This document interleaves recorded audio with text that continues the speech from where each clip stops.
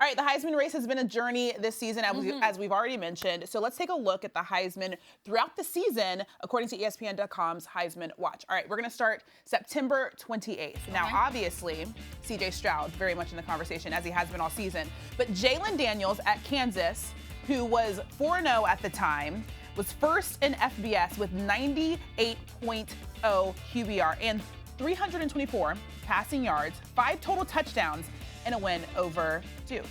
This was such a fun time, Christine, because you had Duke that was undefeated, surprisingly, Kansas that was undefeated, surprisingly. I remember that game was such a big one, and then to see Kansas come out of that game and get the win in a back-and-forth battle with Duke, it was a fun time of the year. They were undefeated. Kentucky was undefeated at the time. Syracuse was still on their way to being undefeated. So we had all these basketball schools that were doing big things. And for Kansas, Jalen Daniels was a big part of it. Obviously, Bryce Young was in the conversation at that point as well, 4-0, and continuing to be playing well. Also love seeing Will Anderson on the list, one of the best in college football. Yeah, we were hoping that he would still be in the conversation toward the end of the season. I do want to talk about Kansas a little bit because we went to Kansas for game day, and I talked to some Kansas football players. And they talked about when they first were on the team, like when they were freshmen, sophomores, and stuff like that, how they used to hide in the back of the class because they didn't want people to know, because obviously they were playing awful on the football field, that they were actually in the class. But now they can stand out in class, they can walk to class, they don't mind people seeing them.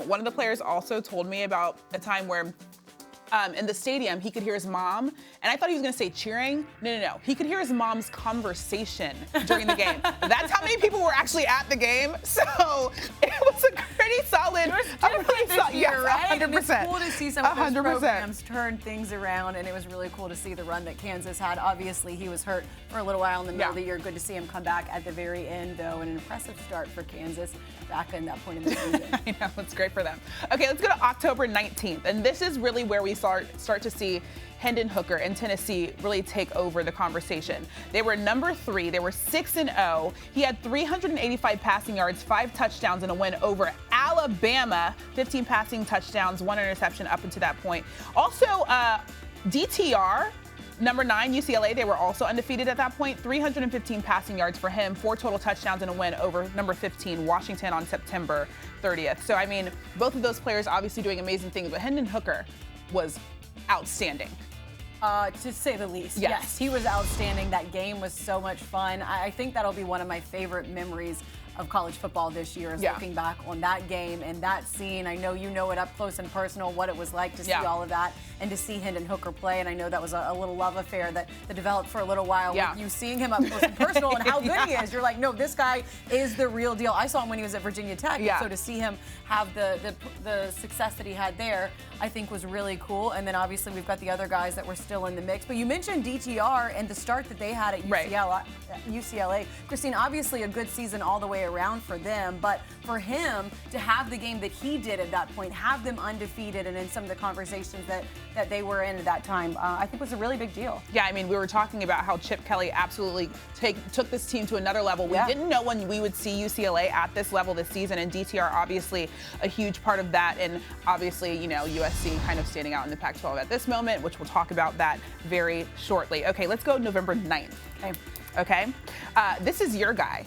So I kind of want to let you take this, because Drake May, the freshman, first year starting, absolutely had a standout season this year, for sure. I saw him week 0 against Florida A&M, and I came back in the studio and I was telling our guys, no, this guy is the real deal. No disrespect to Florida A&M. I know it wasn't the level of competition that they play normally in a Power 5 conference. It was like, just wait, he's going to be really good. He is really good, and he continued to impress. Drake May at that point had the Tar Heels at number 15 in the country. They were 8-1. They had lost to Notre Dame, and obviously that wasn't a great game for Drake May and the Tar Heels then, but 11 total touchdowns in his last 3 games at that point, Christine. And this redshirt freshman led all of FBS with 31 passing touchdowns. He continued to be in the conversation after that. They've struggled the last 2 weeks. Really curious to see what he's able to do this weekend against Clemson, and if there's a way for him to have a Heisman moment to get himself at least back in the conversation to be in New York, because not everybody that's in the conversation is playing this weekend. Exactly. Conference championship's a big deal. Another guy that might be able to play in a conference championship, that is Blake Corum at Michigan. I say might because he's a little banged up, right?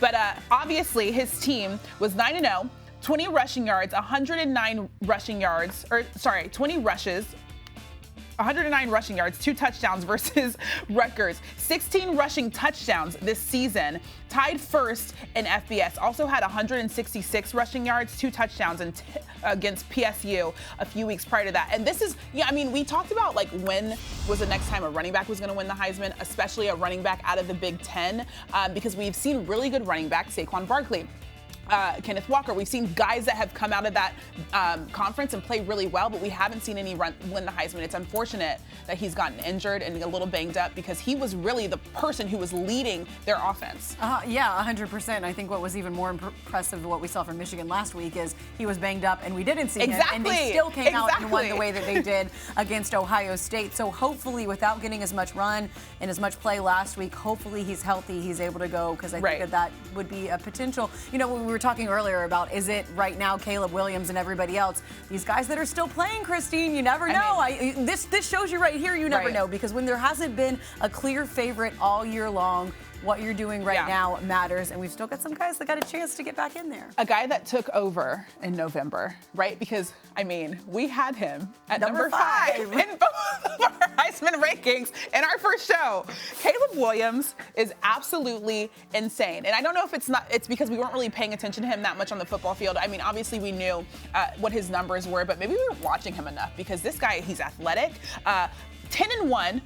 He had a career-high 470 passing yards, 3 total touchdowns, and a primetime win over UCLA.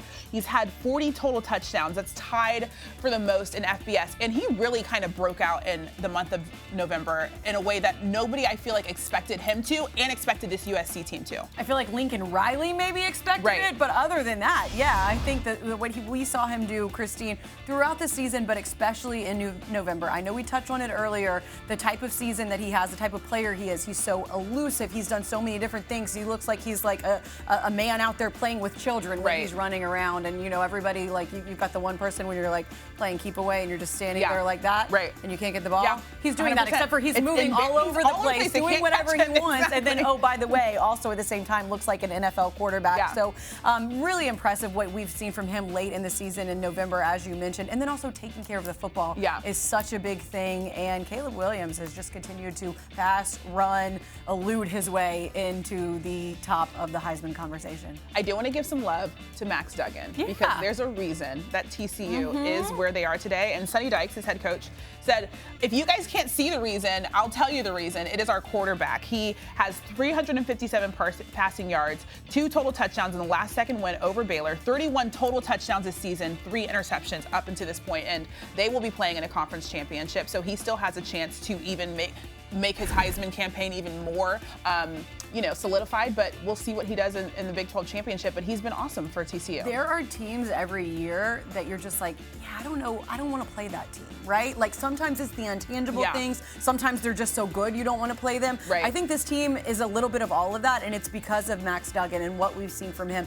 It doesn't matter where they start. You can never count this team out. Max Duggan continues to believe, continues to find a way, and continues to impress, and right now, hey, in the Heisman conversation, in the top 4, in the college football playoff, everything he wants right now is right in front of him. Another thing that Sonny Dykes said is that if you can't see it on the stats, I'll tell you right now, he is the core of our offense, and he is the reason that we are where we are today.